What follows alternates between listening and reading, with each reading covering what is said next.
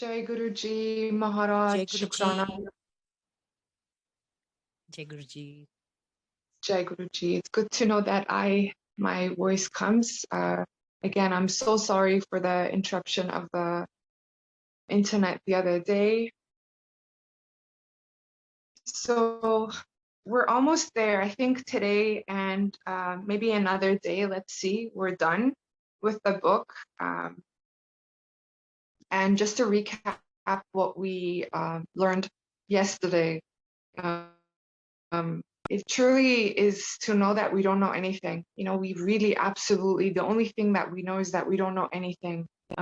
There's so much happening in his creation and not just this physical realm, of course. We learn that there's so much happening, the process and the different 7 planes that we got to know about when we depart from the physical body, and how again the lifetimes are different, the experiences are different, but joining him, it's all the same for everyone, no matter who you are, what you are, where you are, if you lived good, if you lived bad. It doesn't matter, if you did good or bad, you float and you join and you feel that ease, because ultimately that's where home is. So grateful to Maharaj. So we continuously learn that we're here to complete something, and we get to know about this major trait that we have. We all have one. We all have one trait. For example, one person's is it's a dominant trait. Someone has anger. Someone has greed. We come here to complete that. If we don't, then we must go back. When we rest, then when we're in the renewal phase or plane, we get to know that we didn't accomplish something in our lifetime, and we can only remember the last lifetime that we came from. And they talk about the sages and the saints and the holy people. They can remember their past and different lifetimes because, in fact, they have to come back to teach us. That's their purpose, to help us. But most people, they can only remember the life that they have just left. And they will know what they didn't accomplish because, in fact, they had gone there to accomplish it. They didn't do it. So now they know. But it gets harder, because then in your next lifetime, like, let's say anger gets added up, so that's what they said.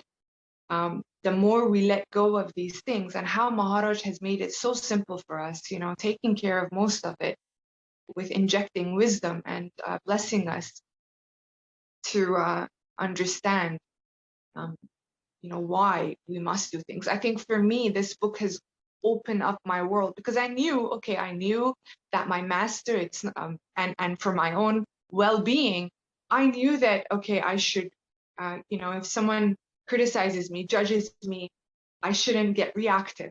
But I didn't understand to the extent that I do today because of this book. It's really just because I'm here to make myself whole and godly. I'm not responsible for other people's actions. I'm not here to be a lifeguard for other people, but we are in fact here to be a vessel of his divinity, help other people.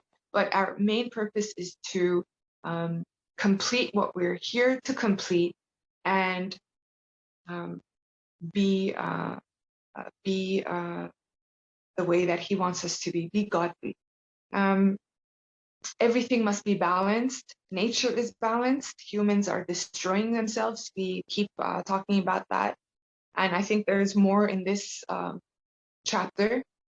They talk about how the masters do say that people overindulge. And I know that I heard a satsang that Maharaj, in fact, said the same thing, that humans have no idea, how to live, and they live in no harmony. Either there's too much eating, or if somebody smokes, there's so much smoking, and it's like something that we like, we overindulge in that. And again, going back to Fakir, moderation and balance, and we have to learn from nature. We owe debts to people. They talk about that, obviously. If something interrupts our journey here and we can't pay our debt to that person, then let's say if somebody kills us, right? And this happened to Catherine. She got killed by Stuart in one of her lifetimes. So if something interrupts our journey, then we have to come back. But we stay in that plane until that person also. So let's say if I owe something to my sister and something interrupts my journey, then I will go there, but I won't right away come back to her body. I have to wait there till she leaves her body. So maybe 50 years later, but of course we know that time and space is different up there. It doesn't exist. So then till she comes and joins me, and then till we decide that we're going to come back in body so I can pay that debt to her, you know? So again, we all come back over and over and over. It's one family. Going to Shiv Puran, true knowledge can only be attained through meditation. We are learning that the topic that the word meditation is coming up from these chapters. And we know that the healing that Catherine is having, and both this wisdom that the doctor is having, is from that meditative space that they are. So again, we have that wisdom from Shiv Puran. Knowledge can only truly be attained from meditation. And I have to say, a lot of us, I talk to a lot of Sangat, and I have this as well, that I didn't open any books. I didn't do anything. I just sat with Maharaj, and I suddenly had the knowledge, you know? And you realize that just being in that presence, he injects you with the wisdom that he wants you to have. And it's written in this book by Catherine, saying that they put it in there. Exact words. When he asked, how do you know these things?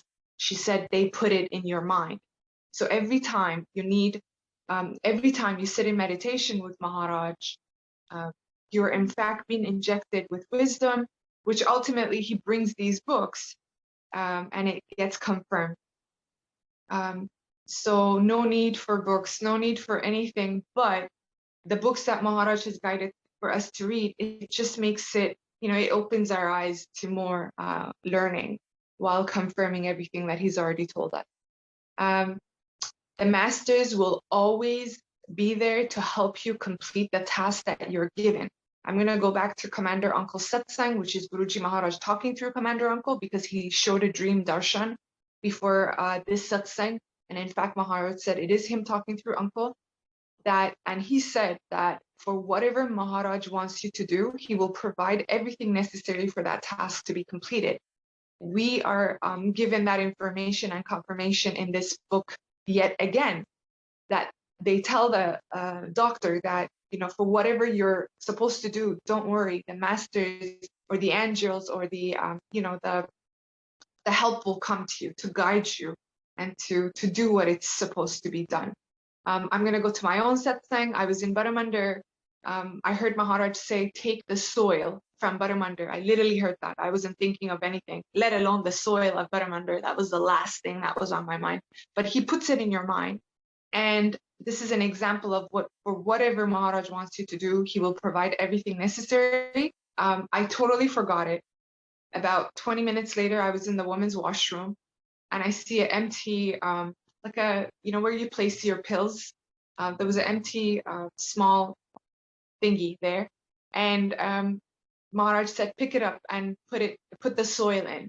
So, you know, that was him providing something that was necessary for the task that he wanted done to be done. Does that make sense? So for whatever he wants us to do, he will send the help. He will send whatever is needed.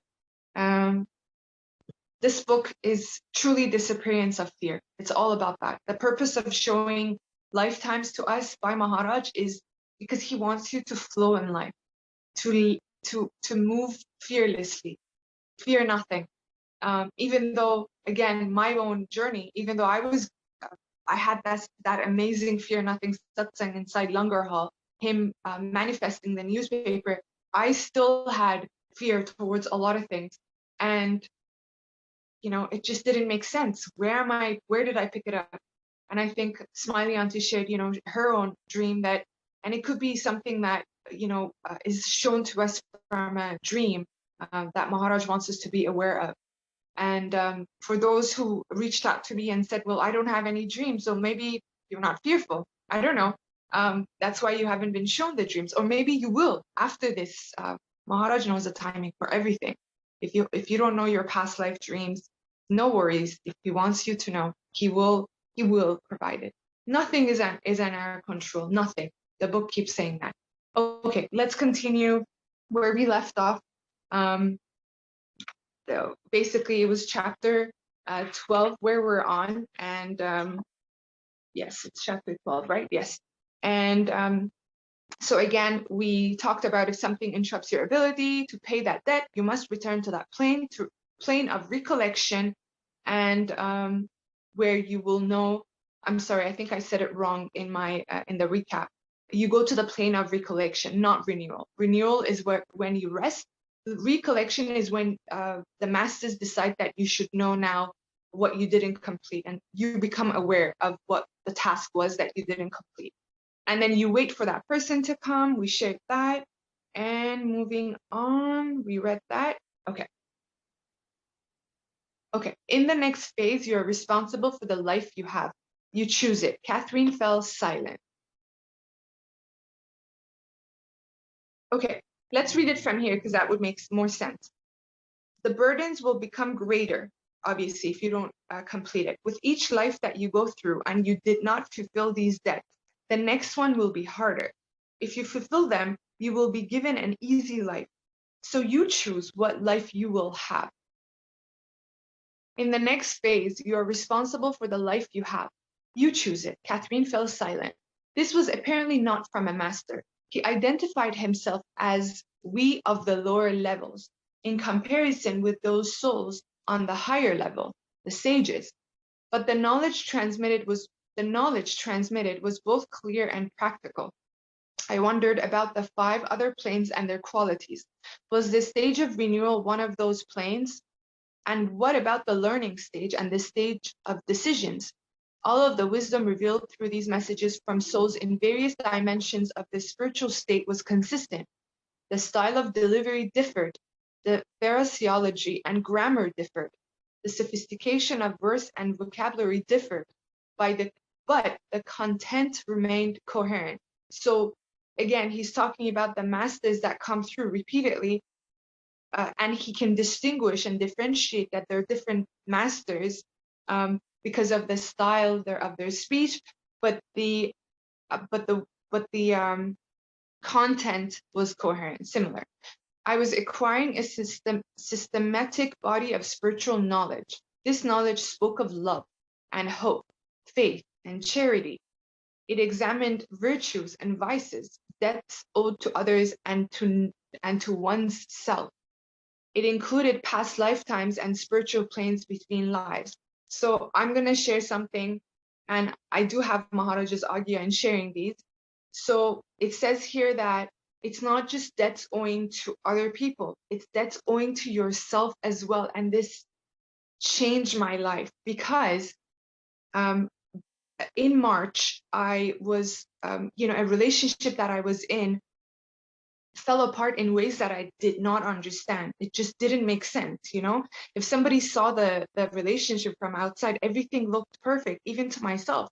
But later I understood why. When this relationship was finished, Maharaj showed me past lifetimes with this gentleman, same gentleman, a different house, different environment, in another part of the city, but it was the same situation repeatedly happening. And Maharaj told me, you didn't learn the lesson from the last lifetime. So the gentleman cheated on me, and it happened again in this lifetime, but I didn't know. I found out later. But anyway, in my previous lifetime, I forgave this person, even though they cheated on me. So Maharaj told me that you had to learn self-value. You had to value the divine in you. You know what I mean? You have to respect yourself. I did not learn that from my previous lifetime. So I carried the same situation over, and the same situation happened same events. That's what I was shown in my dream. And it was so vivid and so clear. And I saw this man in my previous lifetime running away and walking away, even though he was at fault. But I went after him, not respecting myself. You know what I mean? I didn't value myself. But in this lifetime, Maharaj came, and with the wisdom he gave and him backing you up and telling you that it's not his will and it's not his plan for you, you move ahead with such peace. But then if you get to a mental, if you get into that phase that I don't understand, he will bless you with showing you that the previous lifetime, which truly happened in April. So I separated in March. In April, Maharaj shows me a past life dream that I carried this from a past lifetime, and I carried it because I owed myself the debt of self-respect and respecting my guru in me, because Maharaj resides in you, the divine in you. Okay, so it's not just about other people. It's about what you didn't do for yourself, the debts that you didn't complete to yourself that you carry over in this lifetime. That is so huge. It included past lifetimes and spiritual planes between lives, and it talked of the soul's progress through harmony and balance, love and wisdom, progress towards a mystical and static connection with God. There was much practical advice along the way, the value of patience and of waiting, the wisdom in the balance of nature, the eruditions of fears, especially the fear of death, the need for learning about trust and forgiveness, the importance of learning not to judge others or to halt anyone's life, the accumulation and use of intuitive powers, and perhaps most of all, the unshakable knowledge that we are immortal. We are beyond life and death, beyond space and beyond time. We are the gods and they are us. I'm going to say that again. We are the gods and they are us. As Maharaj said in Commander Uncle's satsang, whatever energy you connect, that energy fills you. You become that energy. Whatever you seek, seeks you. Ultimately, you become the guru. You become his vessel to do whatever he wants to do through you. It's his light in you. We are the gods and they are us. I'm floating. Catherine was whispering softly. What state are you in? I asked. Nothing. I'm floating. Edward owes me something. He owes me something. Do you know what he owes you? No, some knowledge he owes me. He had something to tell me, maybe about his sister's child. Maybe about my sister's child. Your sister's child, I echoed. Yes, it's a girl.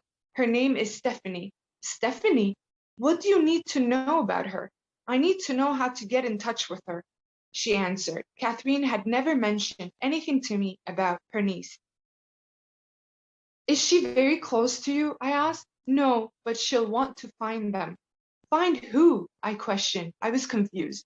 My sister and her husband, and the only way she can do that is through me. I'm the link. He has information. Her father is a doctor. He's practicing somewhere in Vermont, the southern part of Vermont. The information will come to me when it's needed. I later learned that Catherine's sister and her sister's future husband had put their infant daughter up for adoption. They were teenagers at that time, and they were not yet married. The adoption was arranged by the church. There was no information available after that time. Yes, I agreed. When it's the right time, repeatedly in this book, when it's the right time, when it's the right time. Yes, then he will tell me. He'll tell me. What other information does he have for you? I don't know, but he has things to tell me. And he owes me something. Something. I don't know what. He owes me something. She was silent. Are you tired? I asked. I see a brittle, was her whispered reply. Tackle on the wall. A brittle. I see a blanket lying on the outside of the stall. A bridle is something that they put on the horse's face. I Googled, and they can pretty much, get control of where he's looking and everything. A bridle. Is it a barn? They have horses there. They have many horses. What else do you see? I see many trees with yellow flowers. My father is there. He takes care of the horses. I realized I was talking to a child. What does he look like? He's very tall, with gray hair. Do you see yourself? I'm a child, a girl. Does your father own the horses or just take care of them? He just takes care of them. We live nearby. Do you like horses? Yes. Do you have a favorite? Yes, my horse. His name is Apple. I remembered her lifetime as Mandy, when a horse named Apple had also appeared. Was she again repeating a lifetime we had already experienced? Perhaps she was approaching it from another perspective. Apple, yes. Does your father let you ride Apple? No, but I can feed him things. He's used for pulling the master's wagon, pulling his carriage. He's very big. He has big feet. If you're not careful, he'll step on you. Who else is with you? My mother is there. I see a sister.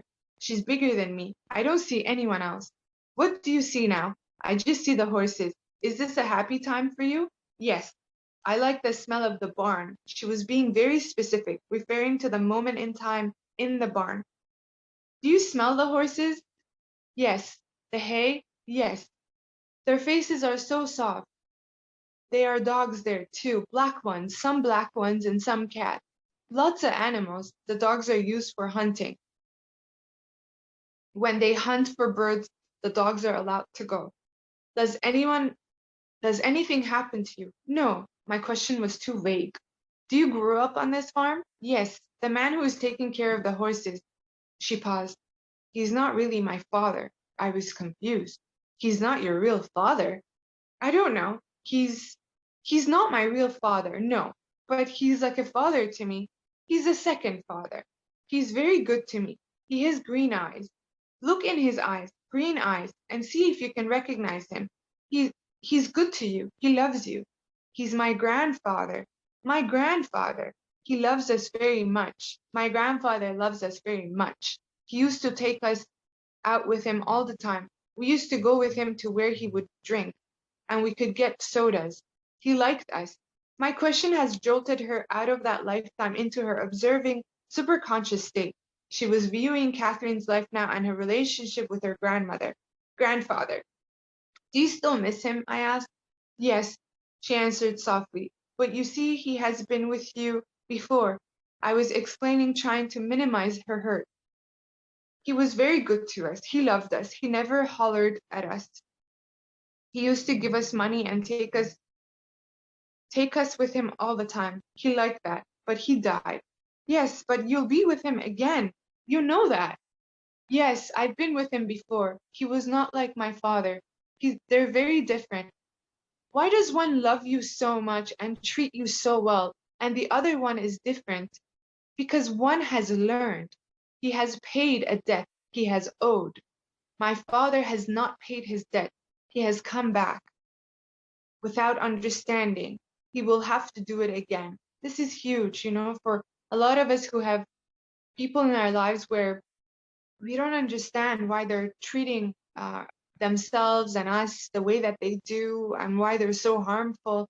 It's simply, the answer is here because one learns and one doesn't. And one has paid a debt and what that he has owed, and one hasn't paid his debt and he has come back to pay it.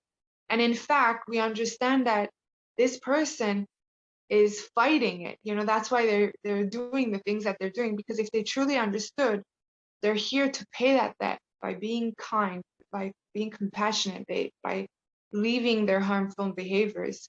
So it takes this heavy judgment off of us and this whys and this dilemma that we have in our head of why are they acting the way that they do. It's just simply because they haven't paid the debt yet. It gives us so much understanding and compassion. Yes, I agreed. He has to learn to love, to nurture. Yes, she answered. If they don't understand this, I added, they treat children like property instead of like people to love. Yes, she agreed. Your father still has to learn this. Yes, your grandfather already knows. I know, she interjected. We have so many stages we go through when we're in physical state. Just like the other stages of evolution, we have to go through the infancy stage, the baby stage, the child stage. We have so far to go before we reach before we reach our goal. The stages in physical form are hard. Those in the astral plane are easy. There we just rest and wait. These are the hard stages now. How many planes are there in the astral state? There are 7, she answered. What are they? I questioned, looking to confirm those beyond the 2 mentioned earlier in the session. I've only been told 2, she explained. The transition stage and the stage of recollection. Those are the 2 that I'm familiar with also. We will know the others later. You have learned at the same time I did, I observed. We learned today about debts. It's very important. I will remember what I should remember, she added. Will you remember these planes? I inquired. No, they aren't important to me. They're important to you. I had heard this before. This was for me, to help her, but more than that. To help me, but more than that too. Yet I could not quite fathom what the greater purpose could be. You seem to be getting so much better now, I went on. You're learning so much. Yes, she agreed. Why are people now so drawn to you, attracted to you? Because I've been freed from so many fears and I'm able to help them. They feel some physical pull to me. So remembering that we're all energy, everything is energy, and the more these fears leave us, the more we can attract to other people, and this energy can in fact attract other people who need to get healing from this energy that is gifted to us and blessed to us. Are you able to deal with this? Yes, there was no question about it. I'm not afraid, she added. Good, I will help you. I know, she replied. You're my teacher. So this was the end of chapter 12. A lot of learning, a lot of blessings. We'll continue to chapter 13. Just let me know you can hear me, just a hand, or so I make sure the internet is okay. Yes, son. Yes. Shukrana, Maharaj. 13. Catherine had gotten rid of her distressing symptoms. She was healthy beyond normal. Her lifetimes were beginning to repeat.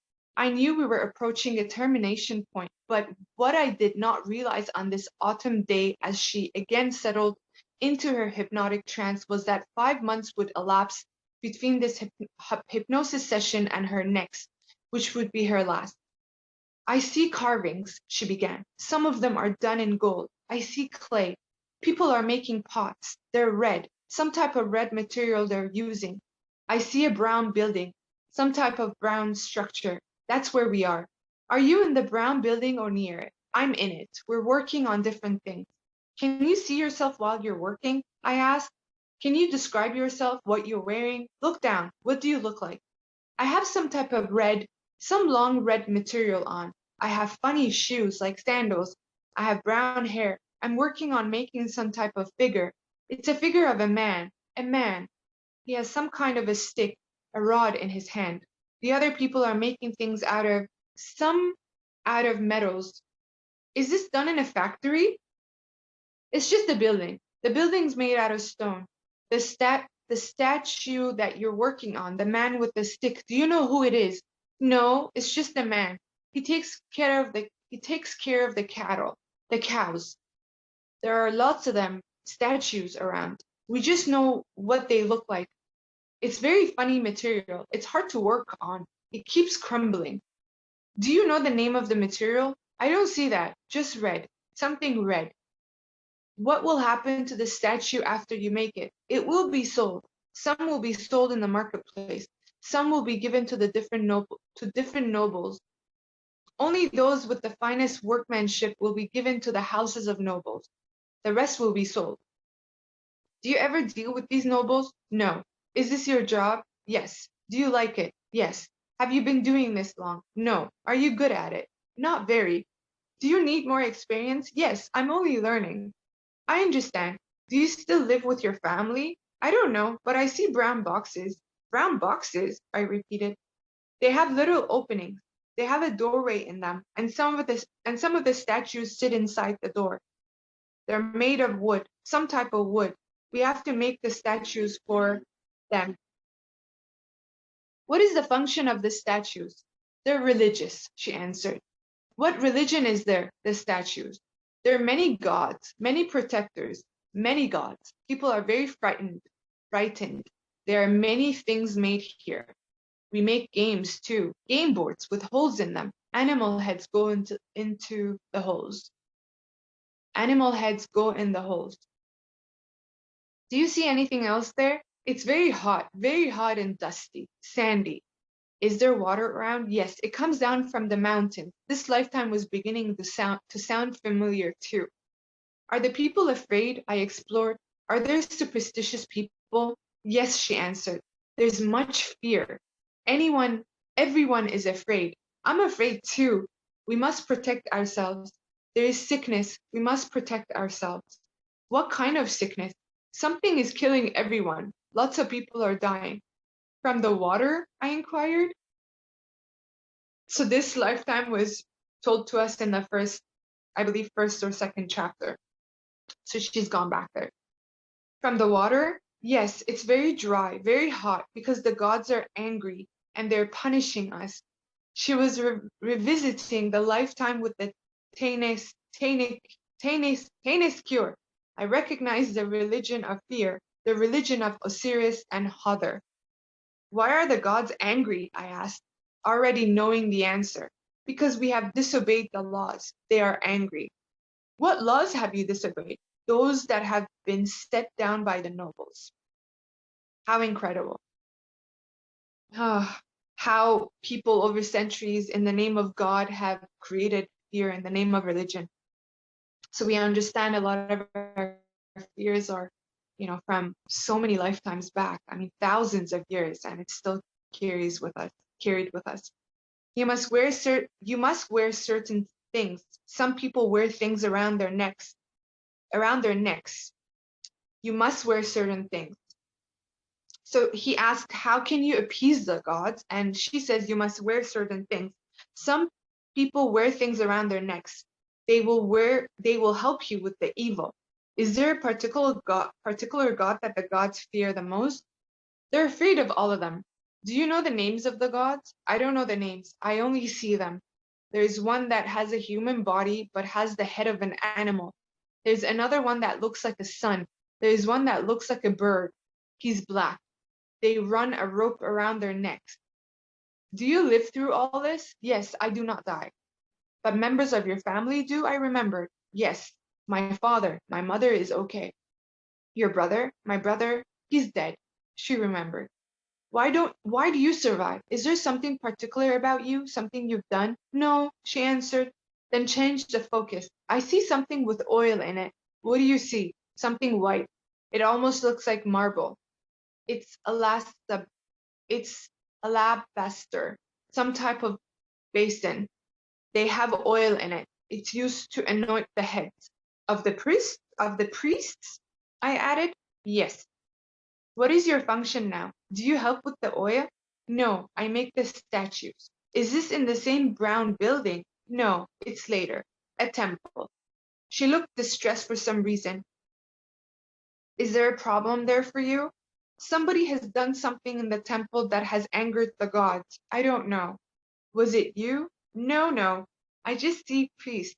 They are preparing some sacrifice, some animal. It's a lamb. Their heads are bald. They have no hair on them at all, nor on their faces. She fell silent, and minutes slowly passed. Abruptly she became alert, as if she were listening to something. When she spoke, her voice was deep. A master was present. It is on this plane that some souls are allowed to manifest themselves to the people who are still in physical form.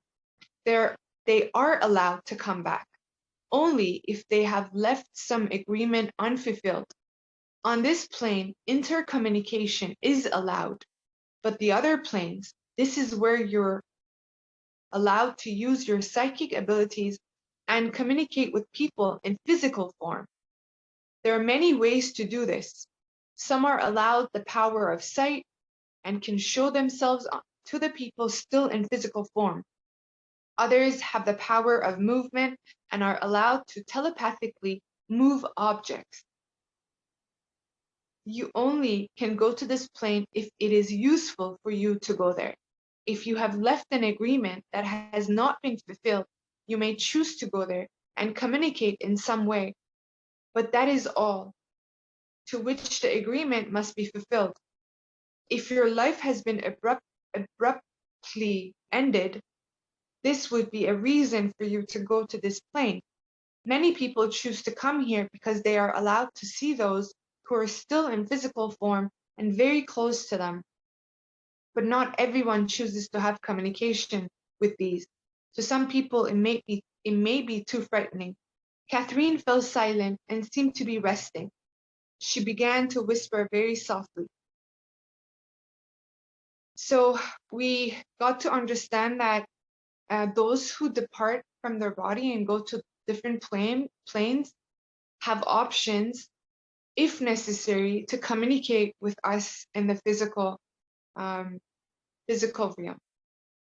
So whether by moving an object, whether by showing their presence, by pretty much manifesting themselves here to the people who are still in physical form. And my mom had this experience of manifestation with my grandmother.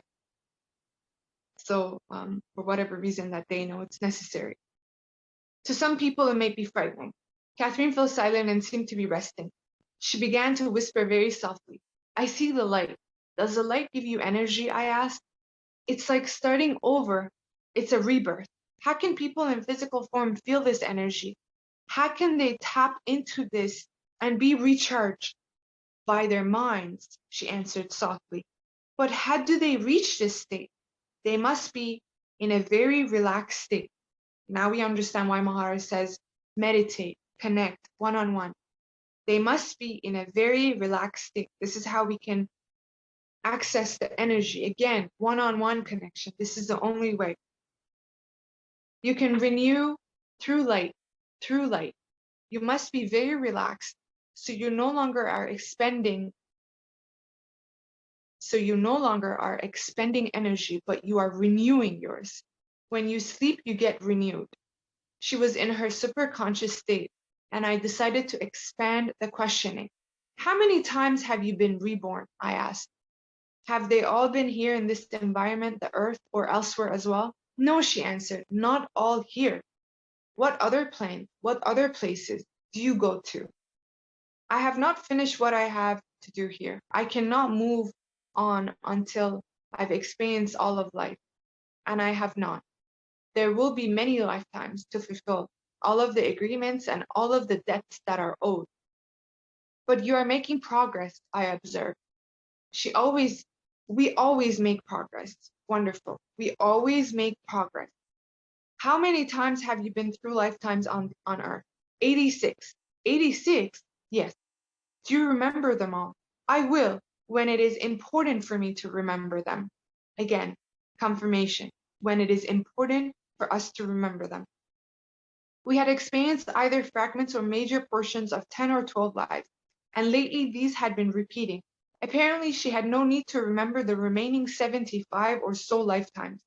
She had indeed made remarkable progress, at least in my terms.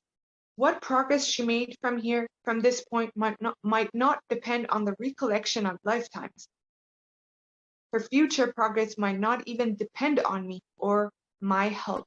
Again, going back to what Maharaj has said, for Sangat, there's no need to go to any healing, any hypnosis sessions, anything. Just being in his presence, just connecting to him. That's all that is needed. But for her lifetime in 1980s, this was necessary for her journey. She began to whisper softly again.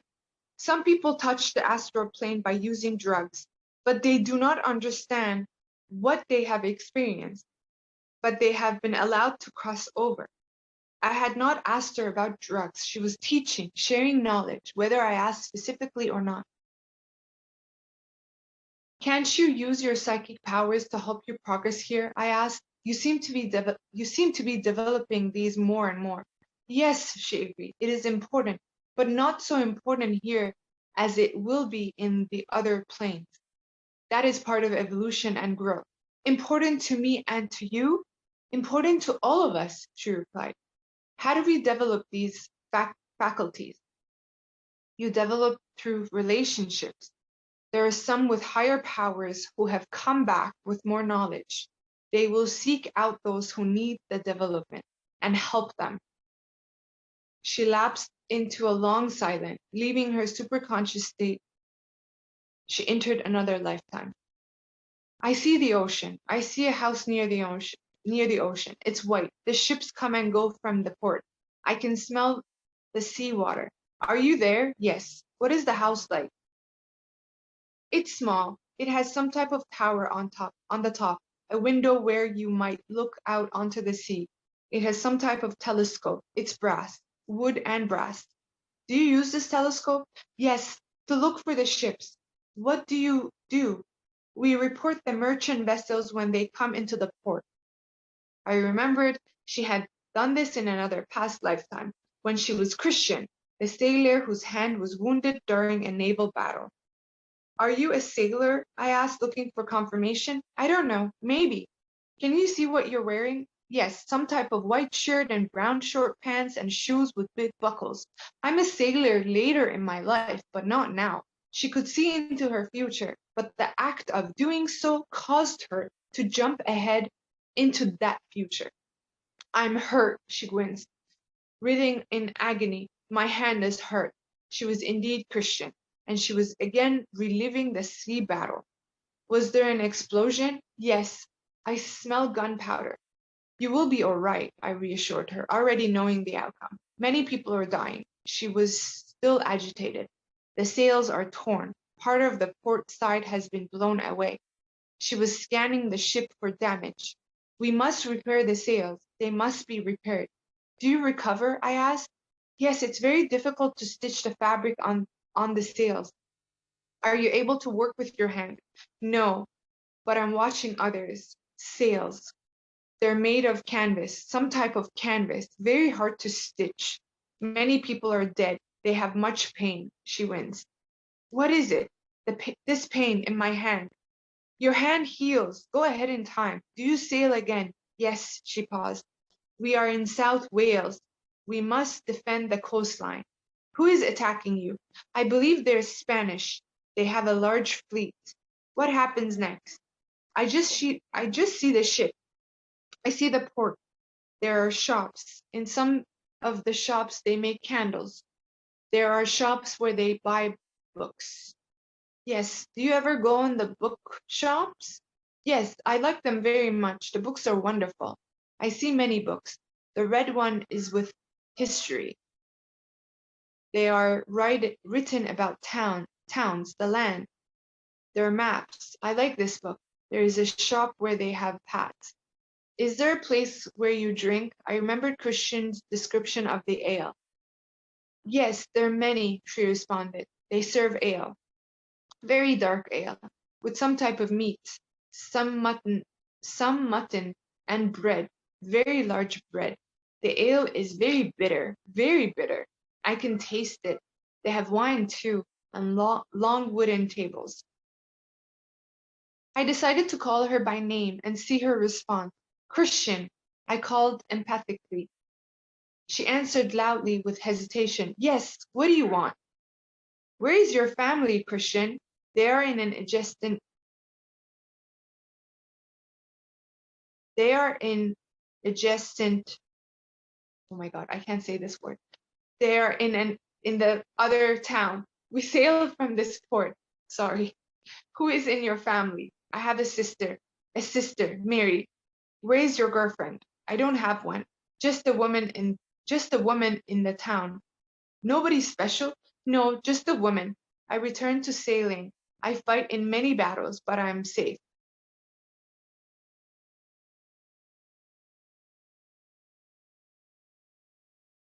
You grow old, yes.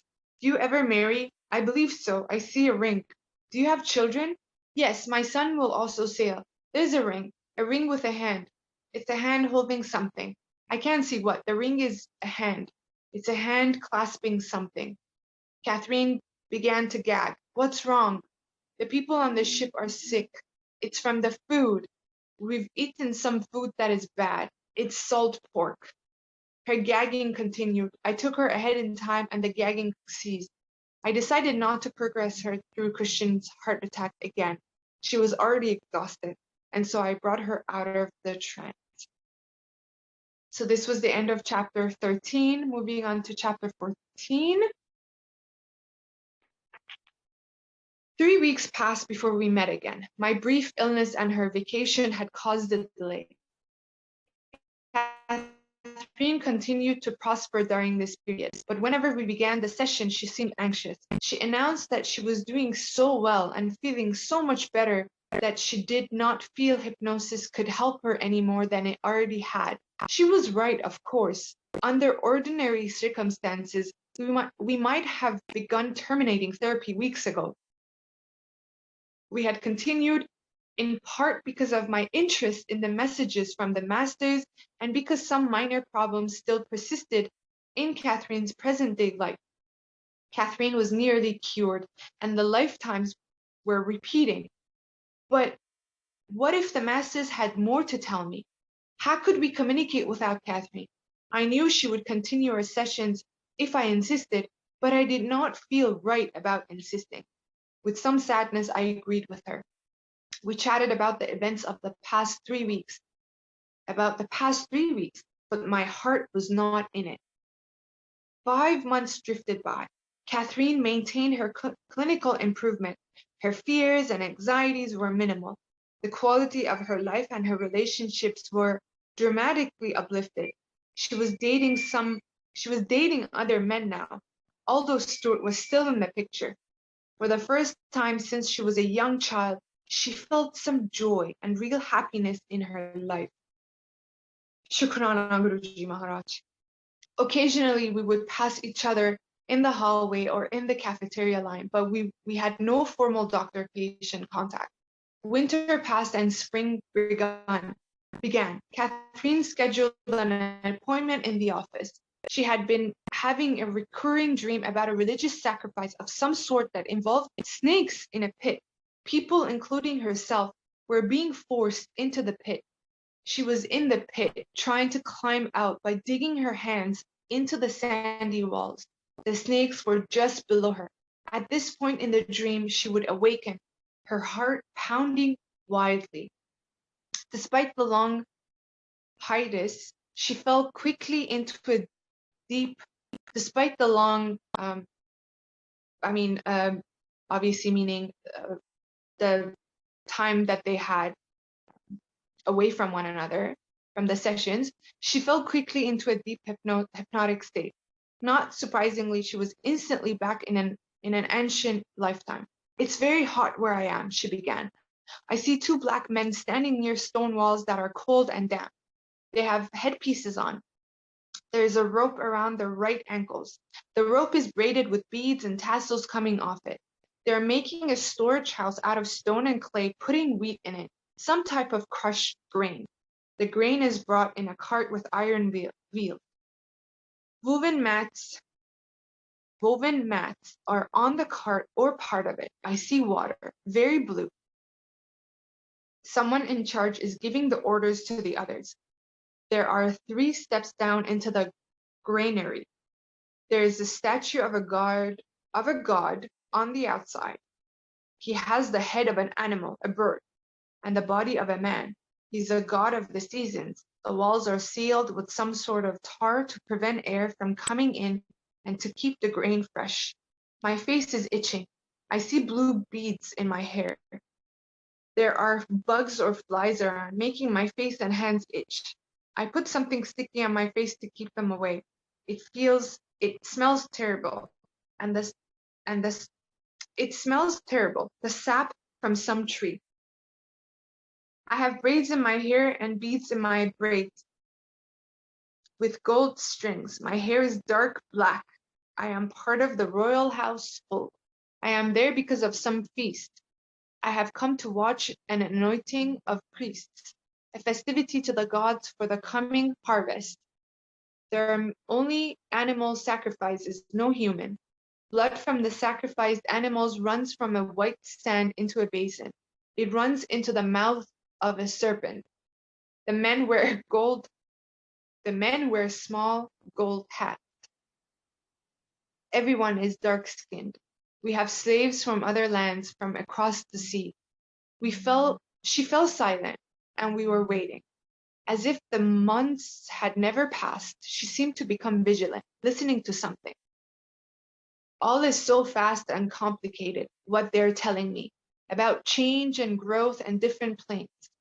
So obviously one of the masters is telling her, and she's saying, all this so fast, it's complicated, what they are telling me about change and growth and different planes. There's a plane of awareness and a plane of transition. We come from one life, and if the lessons are completed, we move on to another dimension, another life. So each life moves us to another dimension. We must understand fully. If we do not, we are not allowed to pass on. We must repeat because we do not learn. We must experience from all sides. We must know the side of wanting, but also to give. There is so much to know, so many spirits involved. That is why we are here. The masters are just one on this plane.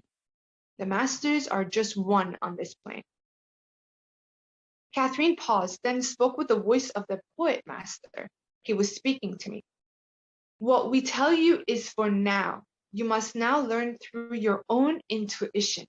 So remember, he had this thought that how do I move on and connect to the masters without Catherine now? So what the masters do is create this dream for Catherine, which causes her, again, nothing happens by coincidence, causes her to make an appointment with the doctor. But really, in fact, this all happened for him, so the masters could tell him that you must now learn through your own intuition. After a few minutes, Catherine spoke in her soft whisper. There's a black fence within our tombstones. Yours is there. Mine? I asked, surprised at this vision. Yes. Can you read the inscription? The name is Noble, 1668 to 1724. There is a flower on it. It is in France or Russia. You were in a red uniform, thrown from a horse. There's a gold ring with a lion's head, used as an insignia. There was no more. I interpreted the poet master's statement to mean there would be no more revelations through Catherine's hypnosis, and this was indeed the case. We were to have no further session. Her cure had been complete, and I had learned that all that I could do through it, and I had learned all that I could through the regressions. The rest, what lay in the future, I had to learn through my own intuition. Beautiful chapter. Moving on to chapter 15. We only have 15 and 16 left, I believe. So, yes. Good. I can continue. We're all good.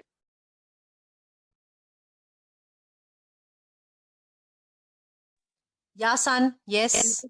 Okay. Wonderful. Thank you. 2 months after our last session, Catherine called and scheduled an appointment. She said she had something very interesting to tell me. When she walked into the office, the presence of the new Catherine, happy, smiling, and radiating an inner peace that made her glow, briefly surprised me.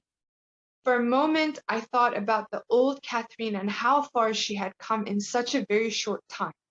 Catherine had gone to see Iris Saltzman, a well-known psychic astrologer who specialized in past life readings.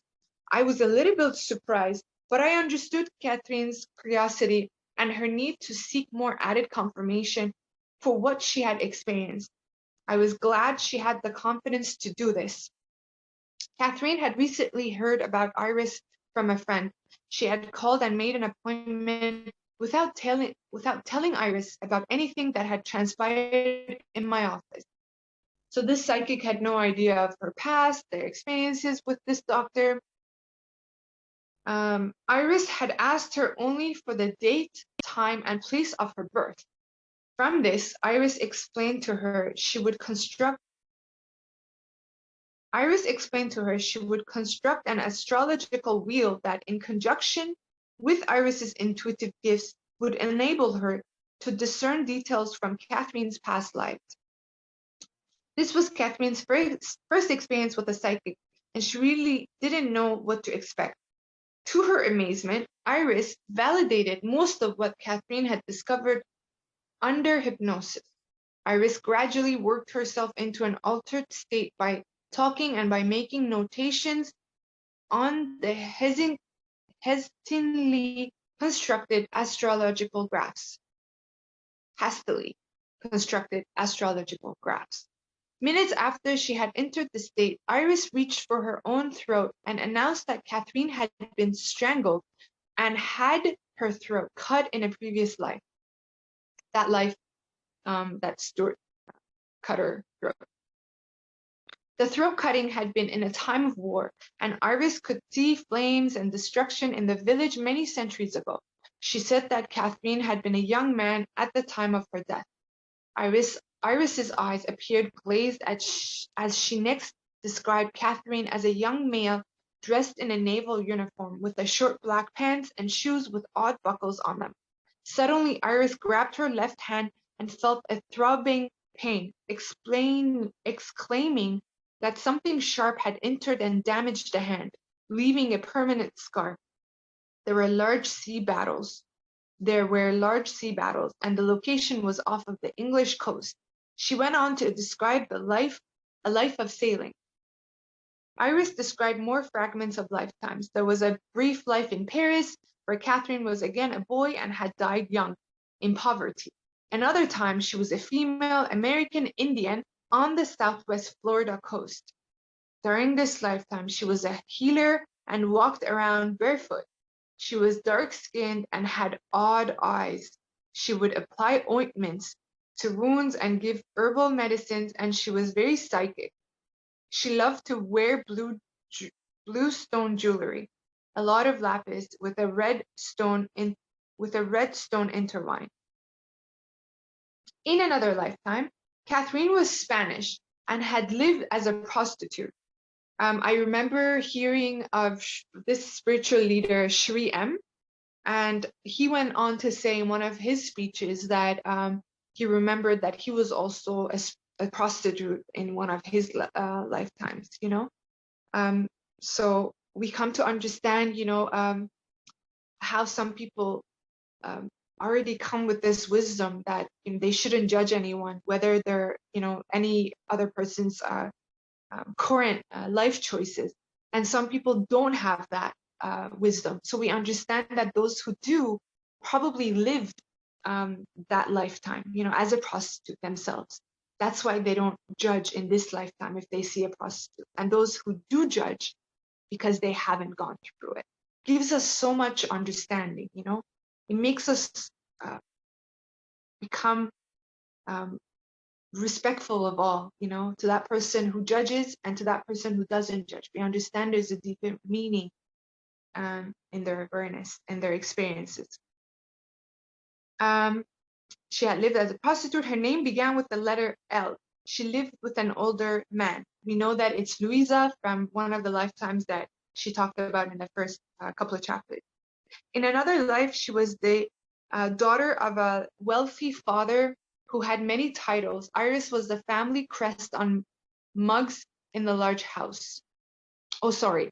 Iris saw the family crest on mugs in the large house. She said that Catherine was very fair and had long, tapering fingers. She played the harp. Her marriage was arranged. Catherine loved animals, especially horses, and she treated the animals better than the people around. In a brief lifetime, she was a young Moroccan boy who died of an illness in his youth. Once she lived in Hayati, speaking the language and involved in magical practices. In an ancient lifetime, she was Egyptian and was involved in the burial sites of that culture. She was a female with braided hair. She had several lifetimes in France and Italy. In one, she lived in Florence and was involved with religion. She later moved to Switzerland, where she was involved with a monastery. She was a female and had 2 sons. She was fond of gold and gold sculpture, and she wore a gold cross. In France, she had been imprisoned in a cold and dark place. In another life, Iris saw Catherine as a male in a red uniform involved with horses and soldiers. The uniform was red and gold, probably Russian. In yet another lifetime, she was a Nubian slave in ancient Egypt. At one point, she was captured and thrown into jail. In still another life, Catherine was a male in Japan, involved with books and teaching, very scholarly. Very scholarly. She worked with schools and lived to an old age. And finally, there was a more recent life as a German soldier who was killed in battle. I was fascinated by the detailed accuracy of these past life events as described by Iris. The correspondence to Catherine's own recall while under hypnotic regression was startling. Christian's hand injury while in the naval battle and the description of his clothes and shoes, Louisa's life as a Spanish prostitute, Aronda, and the Egyptian burials, Johann, the young raider whose throat was cut by a previous incarnation of Stuart, while Stuart's village had burned, Eric, the doomed German pilot, and so on. There were also correspondences to Catherine's present life. For example, Catherine loved blue stone jewelry, especially lapis lazuli. She was not wearing any, however, during her reading with Iris. She had always loved animals, especially horses and cats, feeling safer with them than with people. And if she could pick one place in the world to visit, it would be Florence.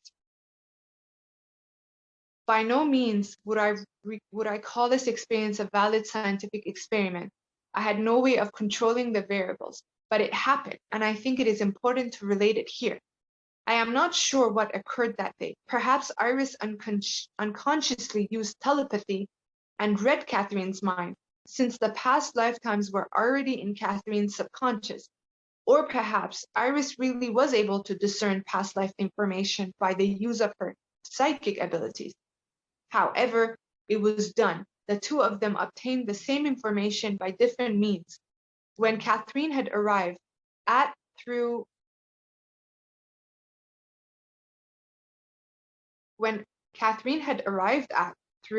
hypnotic regression, Iris had reached through psychic channels.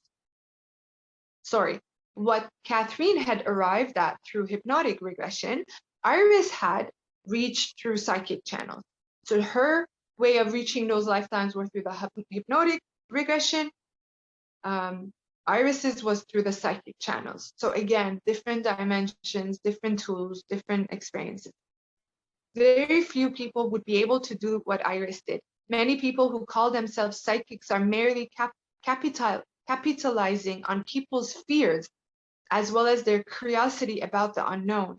Today's psychic hacks and fakes seem to be coming out of the woodwork.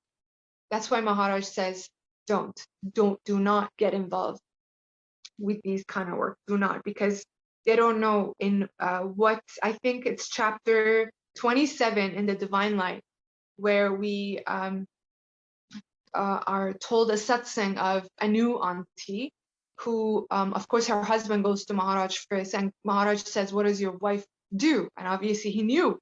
And he said, Guruji, she does psychic reading and tarot cards and things like that. And Guruji said, tell her to stop, because she doesn't know what negative energy she's dealing with. So it's very important to listen to Maharaj. Because later in that satsang, she was tormented by these black forces. She couldn't sleep for days. And that man had to, of course, run back to Maharaj and say, please help my auntie.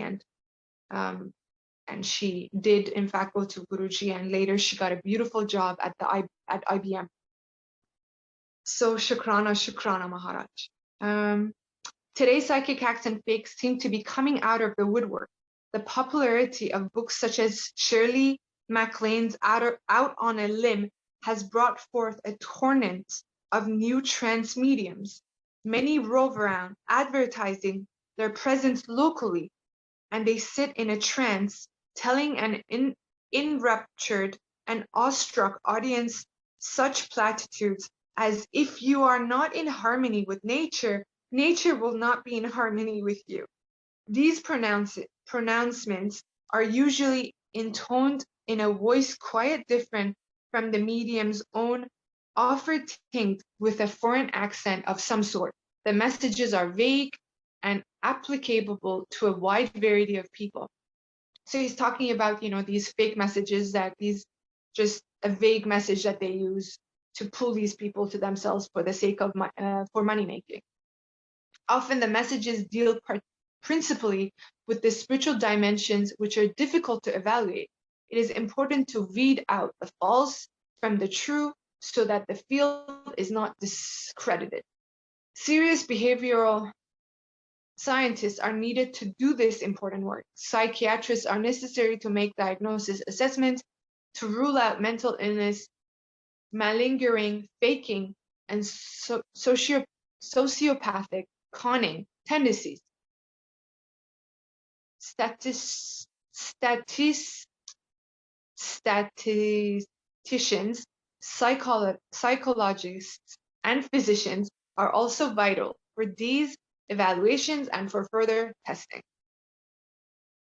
The important strides that are going to be made in this field will be made using scientific mythology. In science, what happened to me? In science, a hypothesis, which is a preliminary assumption made about a series of observations, is initially created to explain a phenomenon. From there, the hypothesis must be tested under controlled conditions.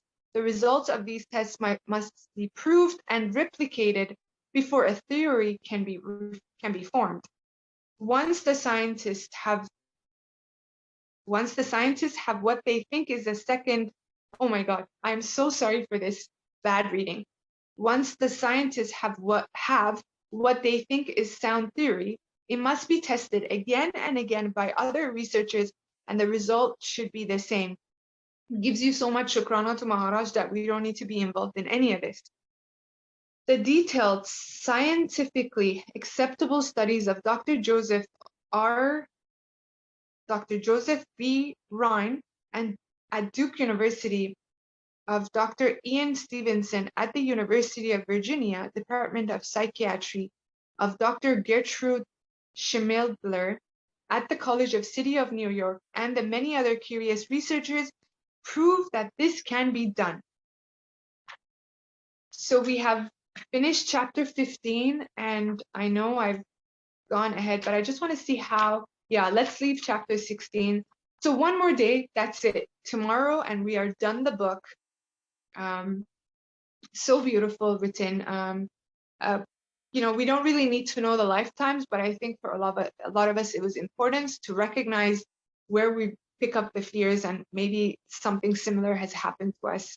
That's why we have these fears existing. But again, it just gives us so much more opportunity to give thanks to Maharaj that, he has put us in a dimension not at all written in this book, where we don't need to go anywhere. It's incredible. It's incredible. It's incredible. So much shukrana. If anyone wants to share something very quickly, please do, or have anything to ask, and then we move on to tomorrow, the last day.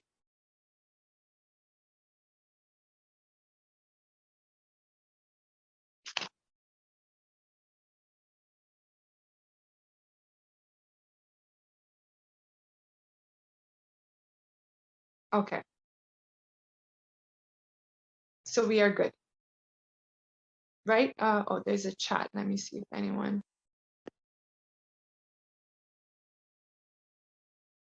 Good? All right. Jai Guruji Maharaj, Shukrana Maharaj. Jai Guruji Maharaj. Thank you, Aunty. Amazing. Thank you so much. Shukrana Guruji. Thank